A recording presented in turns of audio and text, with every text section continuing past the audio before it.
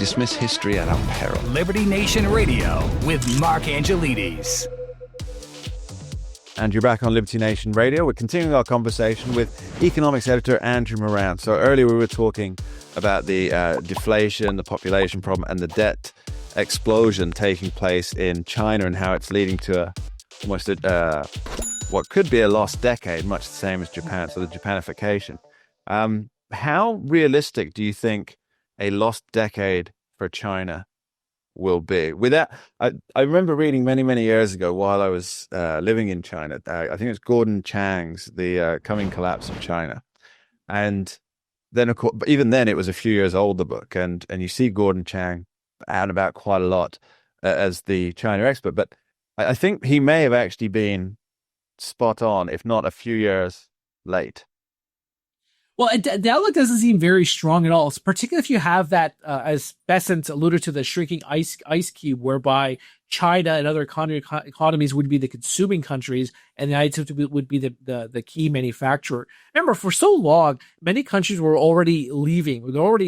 Actually, many companies were already leaving China and heading for greater pastures, whether that's Vietnam or whether that's India. Because, I think it was Tim Cook, the Apple CEO. He was on stage at a Fortune event a couple of years ago, and he said that labor costs are not attractive anymore in China. How they're already rising because of their growing middle class. So if more companies are fleeing China, that's one disadvantage against the Chinese economy. Another thing too, as I just alluded to, these small companies producing anything? Are these medium and large companies producing anything at all? If they're constantly getting bailed out, then there's no incentive to either improve their products or try to bolster their companies in any way possible. At the same time, you have to look at there could be positives. So one thing they're really doing well in is artificial intelligence. They're really investing heavily in AI, and you see like DeepSeek, for example. That was a small enterprise, and there's been some discussion of how exactly they achieved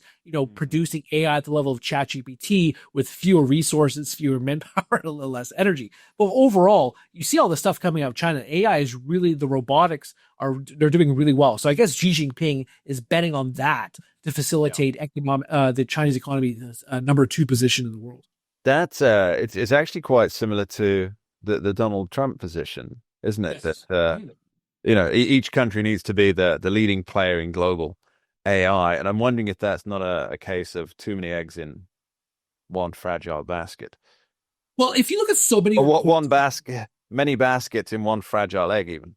If you look at so many reports, and you look at the White House, just from the White House itself, they're expecting tens of $1 trillion in economic growth coming from AI and robotics and all the new technologies that'll be born from these two areas in the coming decade. And that's just absolutely astounding. I mean, robotics and AI, it's a different subject, but that's going to really transform the global economy in both China and the United States, either on the aggregate level or on the individual level, because these robotics are going to improve everyone's life in many different ways.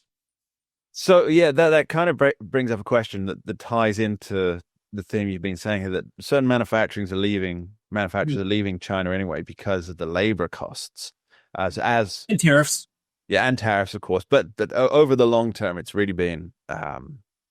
In fact, it's both. Right, you're right. Yeah. So labor, as there's a burgeoning middle class in China, which there absolutely is. There's so many middle class people in China, and it's such a good thing that there is. It's just expanding, it's exploding. But you have two knock-on effects of that. One is that any manufacturing or processing is being shipped out of country. So, for example, the materials and textiles industry, you have a lot of Chinese sellers or brokers turn up at the world fairs. And they say, we can process this for you, we can process that for you. But then what they do is they go back and then they're doing everything through Vietnam. But the Vietnamese don't have the sales structure to go out and pitch for those sales. And so what's happening is everything's getting shifted off to Vietnam, where manufacturing, processing, labor costs are still very, very low. But then what's happened, and this is notable with Trump's recent Vietnamese trade deal, which wasn't about tariffs at all, but rather about products that are largely produced in China then ship through to Vietnam so they can avoid the tariffs on China that they're applicable to a Chinese product. That's the end of the road now, isn't it? With this new trade deal.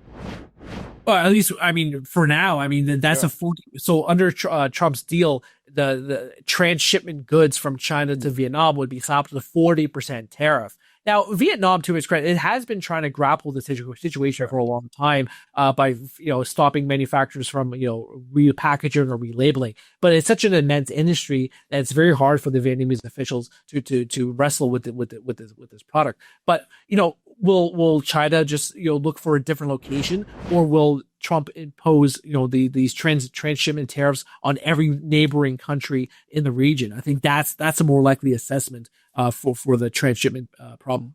Two things on that. One, I think you're at 3 points. One, I think you're absolutely right. Two, I think that I'm Vietnam. also right. Three, I'm also right. Well, number one, you're right. I'll go over that. Number two, Vietnam is also looking, because there's obviously, because of all this work that's coming in from China as it's trying to avoid, that's also raising the labor costs, and so they're looking to field out to a, what do you call it, a fourth party country or something.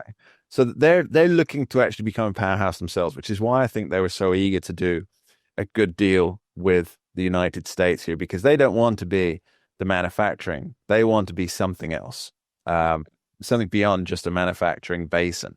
And the third point, which you bring up, is about Donald Trump the White House will probably be pursuing a similar trade arrangement to stop transshipping from China with all the surrounding countries. I think that's absolutely right. And it seems to me that this is designed not so much to level trade with those countries, but to trap China into a landlocked position, as it were, where it just has to do some kind of deal with the United States to get its products out of the country.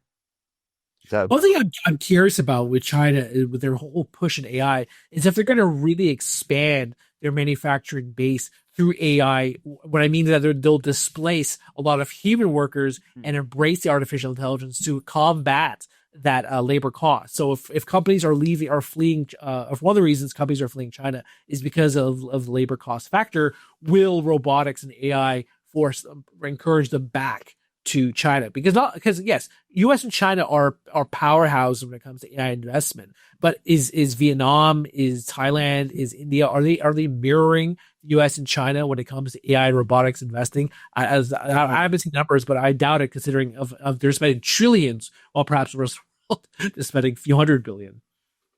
Yeah, I mean, you might look at it like, and tell me if I've got this wrong, but it's the new space race, Yes. right? And so just the fact that you've got two major superpowers both rushing towards the same goal. And I guess what happens, and I might have this wrong, but there's offshoots from that race. There's sparks that fly from the beaten track as they're going towards the goal.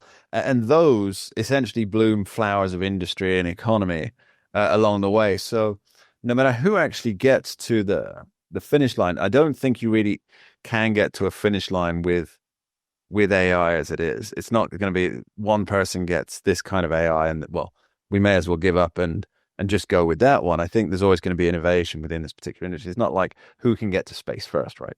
It's very... Well, the United States, I mean, they're already cracking down on DeepSeek. I mean, I think that the administration's banned government officials from actually using the DeepSeek AI model or large language model. But there's so many AI chatbots out there. I don't think DeepSeek is a concern. But what I mean by that is just that if the administration is already worried about DeepSeek, and I'm sure they'll also be concerned about other AI country of origin products, particularly from China. But I wonder what this looks like on the other side once AI is at the point where investors particularly want it to be. Will we see China with a leveling off of its economy? Where does it go from there? Final thoughts on that. Well, I mean, for now they have to grapple with the short-term challenges, which is purely net and deflation. But who knows if they're going to be able to flee from that? But if you want to talk about Japanification, Japan was stuck at the world's number 3 economy for so long, and actually went down to number 4. I forgot which organization it was, but it projected that India would become the world's number 2 economy, and so that means China would become number 3 or number 4. So unless somehow it resolves those issues, those long-standing fundamental problems, it's hard to see it maintain its number 2 prowess. Well, let's hope for the almost a billion wonderful middle-class folks in China that things do get themselves sorted out. Andrew Moran, thanks ever so much for joining us. Thanks for having me. We dismiss history at our peril. Liberty Nation Radio with Mark Angelides.